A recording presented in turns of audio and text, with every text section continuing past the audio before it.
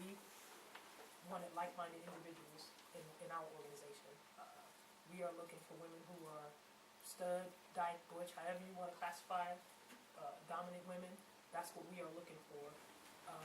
We did not want to integrate femme, lipstick, however you want to classify those type of women into our organization because lots of times a lot of lines get crossed and relationships starts and relationships break up, which can cause trauma in your organization.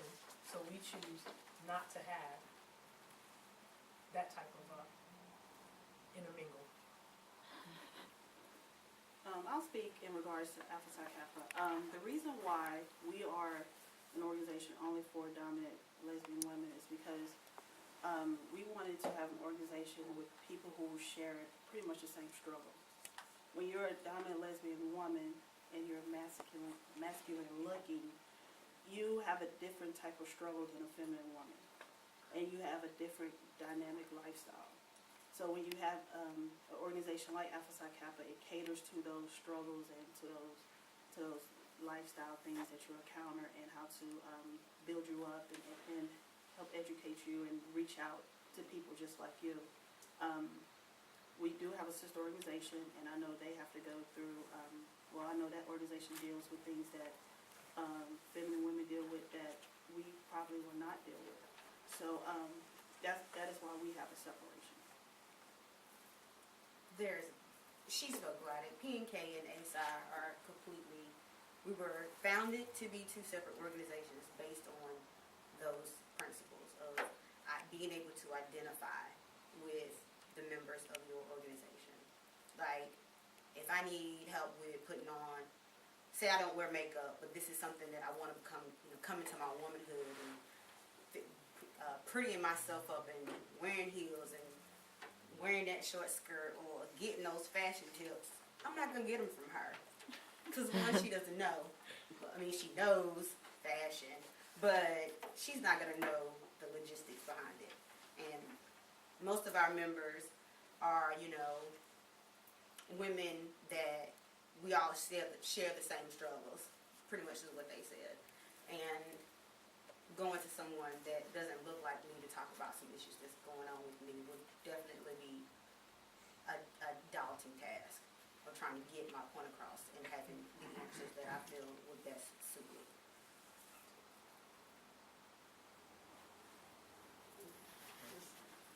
The next question states, why do you think that there is such a plethora of organizations for lesbians but very few for gay men? And why do you think? I'm going to repeat. Sorry.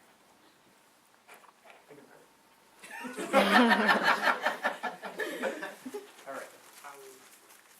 I would say that I think it's for the reason of what the previous person just asked, because there's a separation of the two. Because I was just thinking to myself, do we as men do that? I don't think there are any other fraternities that are identified by, I guess, feminine men or more masculine men. Are there? So that was, I guess I would pose the question, I guess with this one, like, that's probably why there are so many more lesbian sororities than men, because men just get together and have their organization. But I will speak to the point that you brought up of the relationships. We do deal with that, with relationships within the gay organizations, and they will tear you apart. They will tear chapters apart. They will tear colonies apart. Yeah. So that may be one of the advantages of having the separate organizations. Just speaking off of what I just heard. So. Yeah. Do you think, real quick, do you think there is a need? I mean, I guess, they have a more masculine male and then they have a more feminine male. Do you think there's a need for a separate organization, or do you guys find common ground? I don't think there's a need for a separate organization simply because I might get business, but the more masculine male probably would more generally gravitate to the D9 and fit right in just there. Right. Whereas the people whereas Waldo, they can come into the gay organization and feel more welcome there. The people, they may feel at home in the D9, so those organizations, they may be very small in number. That's how I see it.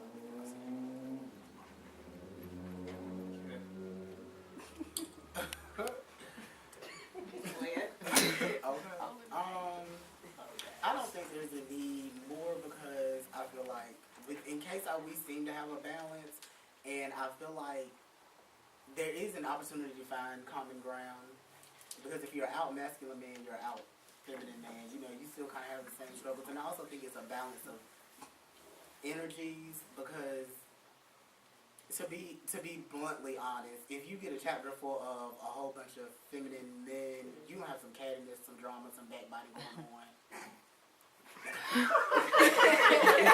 I'm sorry. That's so true. Oh my Lord, is that the truth? So I feel like when you have a balance of both, it kind of balances each other out. Like I could say for KSI, when the feminine, because I consider myself feminine, I don't care. When the feminine men get together, Really? I had words on. But when the feminine men get together, you know, we laugh, we kiki, we whatever, and then the masculine men kind of smooth it out. Because feminine men can be over the top sometime in public, and y'all gonna see me go over the top. Interrupt me one more again. But you know, when you have your masculine men, they kind of like, okay, y'all need to calm down. You know, so it kind of, but I think it's just a balance of energies, and that may be why there's not so many. Because I do feel like there's not so many because we don't split up. We don't say, okay, this is specifically for femme, this is for specifically for masculine, because together we have found some kind of cohesion. I mean, but like he said also, we do deal with relationships within the organization, and it can turn ugly.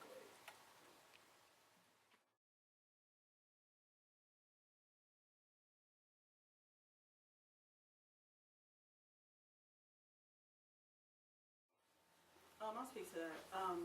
You can have any organization can have an organization with no financial obligation, because the least amount of your finances will be operations. So you have to have some revenue coming in for, you know, making pamphlets, making business cards, keeping up your incorporation, paying for your IRS tax, I mean, just stuff like that. So you can't have an organization without some kind of financial obligation. I put this question up there because I got a whole bunch of questions. I put this question up there because I promise you, I got this question 15 times.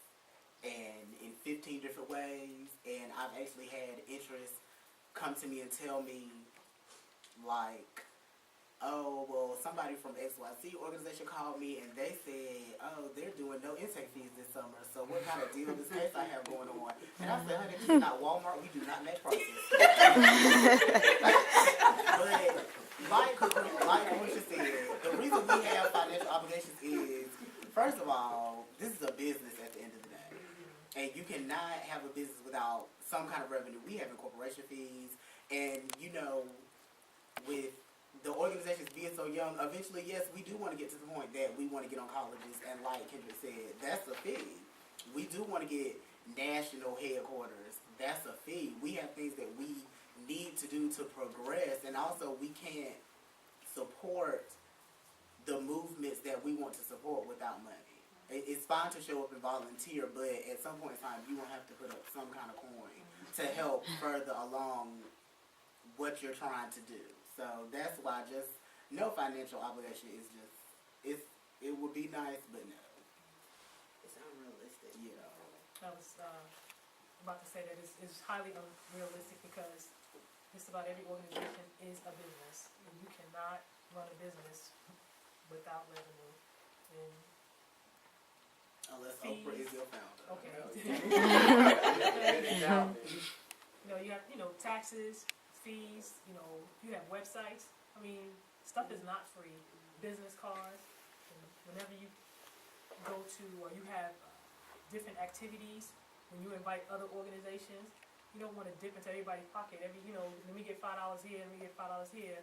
All those fees goes towards the things that your organization wants to do as far as bringing other people into your organization and showing them the cohesiveness that you have.